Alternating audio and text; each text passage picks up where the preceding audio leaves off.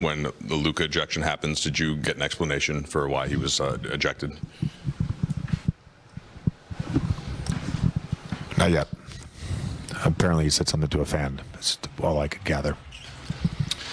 How do you measure that when clearly the game kind of flips from that point on as a factor, and how do you just kind of square that with the rest of the game and how it went?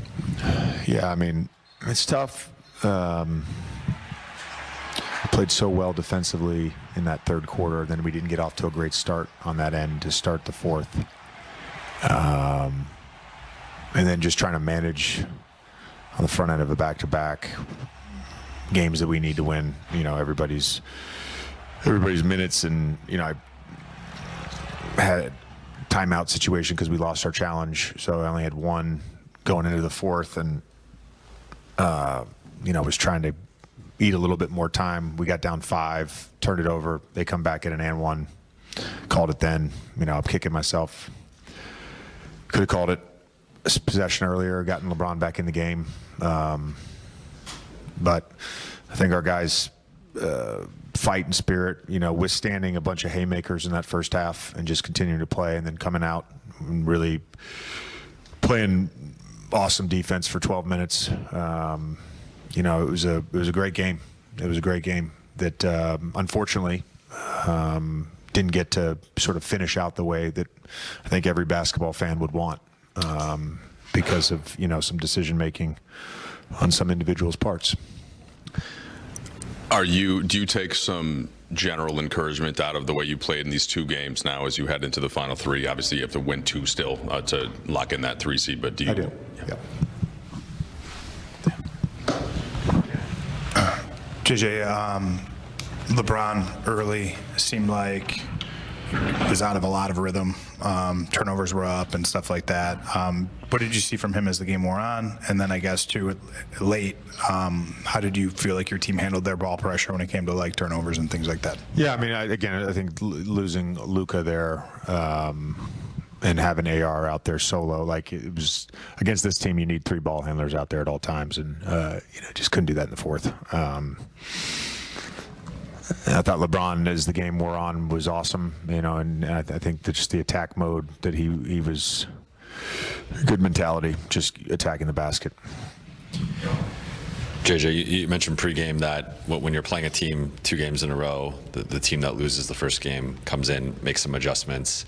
They made some defensive adjustments with how they were guarding ball screens with you guys trying to switch less. Shea was more aggressive offensively. What did you think of their initial adjustments, and then how you guys countered that in, you know, I guess second, third quarter? I thought the biggest thing, you know, the entire first half, they just played really fast, and we had trouble setting our defense. So whether that was makes or misses, it was very obvious. They putting an emphasis on getting the ball across and attacking early. First play of the game, you know, Shea just going downhill. So I think that was it. And then, you know, they played a lot of coverage with Hartenstein, mixed in a little bit of blitzing and a couple reds here and there. But, you know, they mostly played coverage with him. You hadn't played Jackson and Vando a lot together lately. You gave them some minutes together in the third quarter. What did you think that did for your group, especially from a physicality standpoint, after they were getting as many offensive rebounds as they were up until that point in the third quarter? Yeah, I felt like we needed that for the defensive end. I thought it was really good. You know, and again, that's sometimes that combination is really good. Sometimes it's not, because it's harder to space the floor that way. But you know, I thought with the way the game was going, it was good to give that a look, and thought Vando was awesome, particularly in the second half. Hello again, alongside James Worthy, Robert Rory, I'm Allie Clifton. Lakers and Thunder coming up in just a few minutes. Luka. 37 and 6, 15 of his 30 from downtown on Sunday. What do you need to see from him out of the gate? Keep it going. You know, I think Rob said it earlier. They still need to learn how to play with him. The more he's on the floor with a variety of players, the more that he'll understand the tendencies. And I mean, look, he's already made an impact. And so the more time on the court with him, doing what he does, the better. I think just keep putting the pressure on the defense. You know, we talk about OKC's defense. Let's see if they're really that good, because you never know. Might see them again. 4 games for the Lakers. With a win tonight, they clinch a top 6. They've got 4 games to go. You win 2 of the 4, you clinch a top 3. 2 threes, which ties the most in franchise history. They had done it twice before, once against the Grizzlies and once against the Celtics. So with that, it's time for Big Shots Breakdown, brought to you by Morongo Casino Resort and Spa. Good times. Robert, we're going to the wall to talk passing and the 3-ball. Sharing is caring. Sharing is caring. And, you know, when they share the basketball and they move appropriately, they do good things offensively. On this, you know, Lucas is going to dominate the ball most time. A great screen by Jackson Hayes. And now we get in another position where I got another screen. Everybody wants to switch nowadays. We get the mix match that we want right here. Lucas steps back, splash, 3 in your eye.